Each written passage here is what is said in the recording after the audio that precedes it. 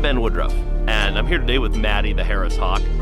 Maddie and I have been working together for about 16 years, and in this video today we're going to be talking about the proper ways to pick up and set down a trained bird of prey. Now, it may seem like a small and unimportant subject, but it actually is very important. If it's done incorrectly, you could damage a bird's tail. You could harm the relationship of trust you've worked hard to build with a bird. And so it's important that this is done correctly.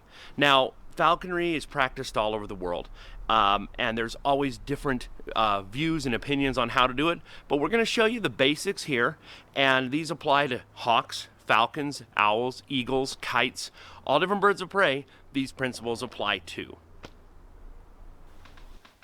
All right, so let's start off with the concept of setting a bird down. Seems very simple. Now, of course, there's a number of species, a number of families, and a number of perches. But let's just take in general the principle of setting a bird down on a perch. Now, a bird can very quickly take you backwards, train you to go back one step in the training. Normally, to build trust with a bird of prey, we start with food, of course, because food is a language of trust for birds of prey. Other birds want to steal your food from you, except for your mate or your parent. And so, on a glove, you get him to eat off the fist, hop to the fist, and then fly to the fist. And then you go on with the next stages of training. Well, what can happen with a fairly new bird is when you start training them and you set them down on a perch, they're smart and they say, oh, I am being walked towards a perch. I am going to hop off to that perch. I'm going to fly several feet, maybe 10 feet away, and leave his fist and go to the perch. Now, why is that bad?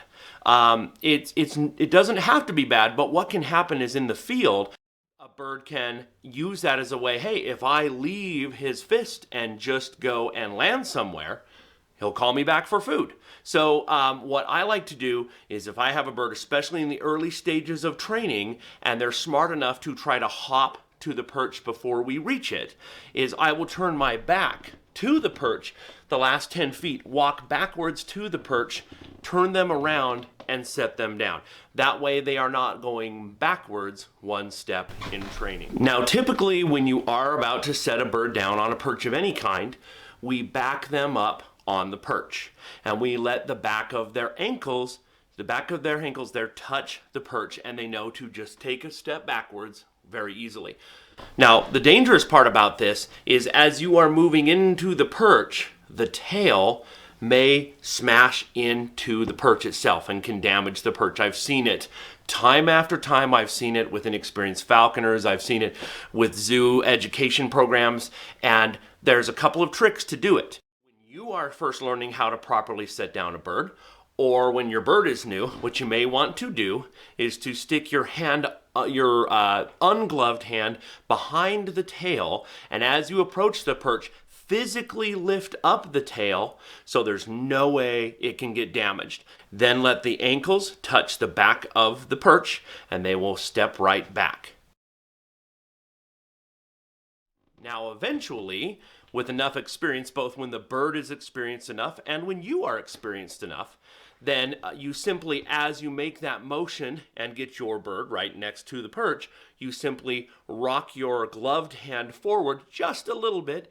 It's a smooth, fluid motion, and the hawk or other bird will lift its tail on its own, clearing the perch, feel the back of its ankles touch the perch, and step backwards. Now, when we pick up a bird, typically we will pick them up from the front.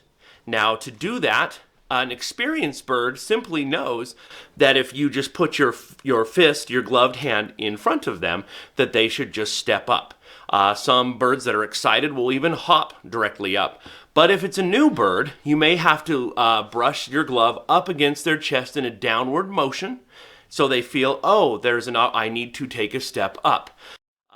Do this smoothly and do this in a way that's respectful and not abrupt. You want the bird to understand that this is just a fluid process and that you don't offend that trust that you work so hard to build with these birds.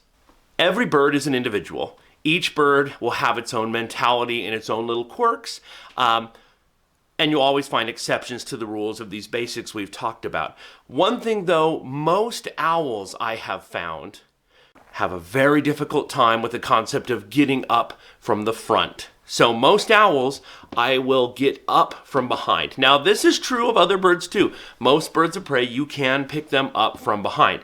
But with members of the owl family, Eurasian eagle owls, great horned owls, barn owls that I've worked with, almost across the board, I've seen them be very reluctant to get up from the front, and they get up from the back very easily. So to do this, you just take the glove and you let it brush up on the back of their ankles just as if it's another perch coming behind them, and they will easily step back and get right back onto the perch. Well, I hope you enjoyed this video and learned a few things about the proper ways to pick up and set down birds of prey. If you'd like to learn more about falconry or some raptor training techniques, feel free to check out my other videos on my YouTube channel.